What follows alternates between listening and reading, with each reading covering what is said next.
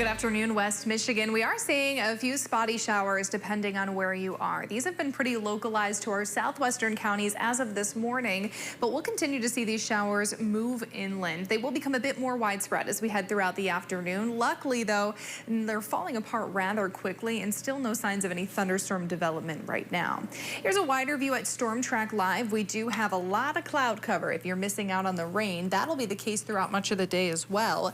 Paired with that, it is getting a tad breezy out there. And you'll notice that in South Haven, those wave heights are ramping up fairly drastically. And also paired with that, we'll start to see some dangerous conditions as we move towards the weekend. I'll have more about that in just a bit.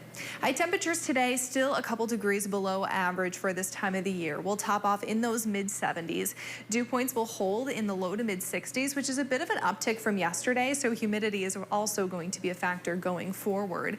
With that, we have a marginal risk in place for that area that's already seen those showers out there this morning. A marginal risk, level 1 out of 5. The biggest threat is really going to be tonight and into those overnight hours. We should be in the clear for at least the next couple of hours. And you'll notice that here on our Futurecast, simply just tracking rain through about 4 or 5 o'clock. And then we could have a few rumbles of thunder later on tonight. Overnight, you'll notice some of those cells popping in our southwestern counties. But I'd say even a better chance for some strong to severe storms will actually take shape as we head into late Friday morning, as well as into the afternoon. The top threats once again are going to be some damaging wind and hail, but the overall threat again remains low for Friday. Pretty much the entire state of Michigan is in a marginal risk. That's a level 1 out of 5 on our scale once again. No tornado threat really taking shape, but again, we'll have to watch for those damaging wind gusts primarily.